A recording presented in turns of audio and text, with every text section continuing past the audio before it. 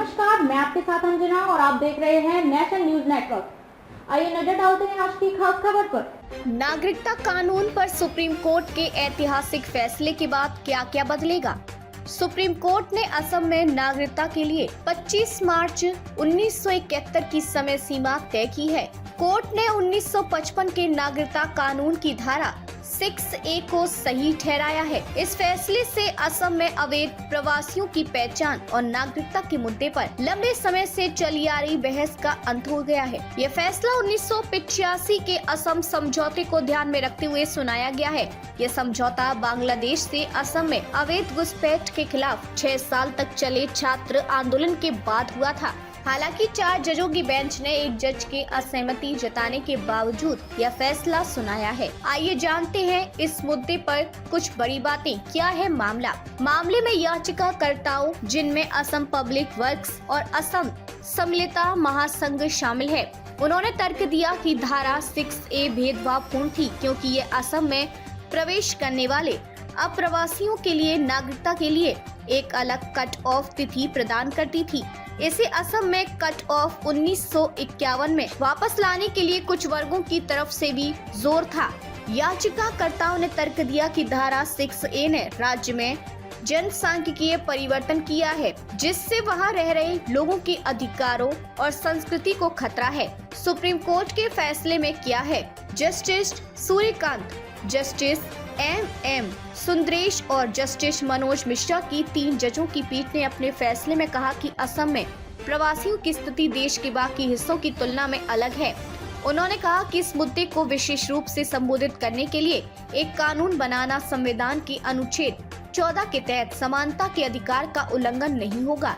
CJI DY Chandrachud ने अपनी अलग अलग सहमत राय में कहा है कि असम में प्रवास की मुद्दे की भयावहता को देखते हुए धारा 6A का उपयोग उचित था। भले ही भारत के अन्य राज्यों की बांग्लादेश के साथ बड़ी सीमाएं हो और कुछ मामलों में प्रवासियों की अधिक आमद देखी गई हो।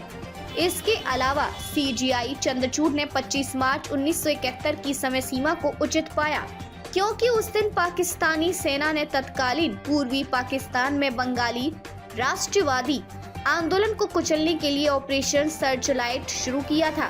इस फैसले का क्या प्रभाव पड़ेगा?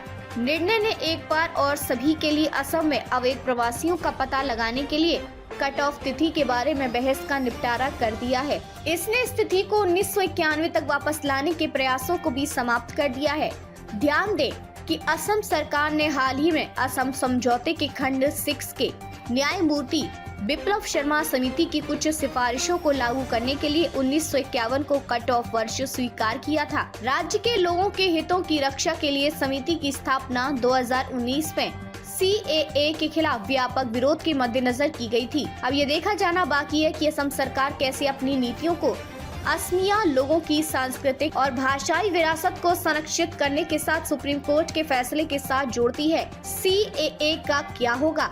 CAA विरोधी समूह ने सुप्रीम कोर्ट के फैसले का हवाला देते हुए CAA को खत्म करने की मांग की है। 1970 और 80 के दशक में अवैध प्रवासी विरोधी आंदोलन का नेतृत्व करने वाले ऑल असम स्टूडेंट्स यूनियन ने फैसले का स्वागत करते हुए कहा है कि इससे असम समझौते को पूरी तरह से लागू करने का रास्ता साफ हो गया है। क्या इसका मतलब यह है कि पाकिस्तान, बांग्लादेश और अफगानिस्तान के गैर मुस्लिम प्रवासियों के लिए CAA द्वारा प्रदान की गई नागरिकता की समय सीमा 20 दिसंबर 2014 अब सुप्रीम कोर्ट द्वारा समर्थित धारा 6A की समय सीमा 25 मार्च 1971 के साथ संभावित संघर्ष में है। यह सच है कि सुप्रीम कोर्ट ने इस फैसले में CAA पर विस्तार से विचार नहीं किया, लेकिन इसने इस तर्क को स्पष्ट रूप से खारिज कर दिया है कि असम में एक अलग संस्कृति वाले लोगों को रहने की अनुमति देने से असमिया संस्कृति कमजोर होगी। इसका सुप्रीम कोर्ट के समक्ष लंबित CAA के खिलाफ कानूनी चुनौती पर निहितार्थ है। जमीनी स्तर पर क्या होगा? ये एक महत्वपूर्ण सवाल है कि फैसले का जमीनी स्तर पर क्या असर होगा।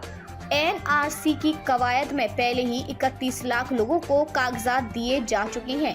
CAA लागू किया जा रहा है। ऐसे में 25 मार्च 1971 की समय सीमा के अनुसार अवैध प्रवासियों की पहचान करना, उनका पता लगाना और उन्हें निर्वासित करना जिसकी निगरानी अब सुप्रीम कोर्ट करेगा, व्यवहारिक रूप से असंभव है।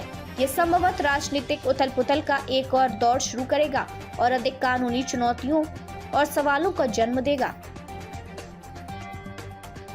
खबरों में अब तक के लिए बस इतना ही। फिर होगी आपसे मुलाकात ऐसी एक खास खबर के साथ। तब तक के लिए नमस्कार और देखते रहिए नेशन न्यूज नेटवर्क।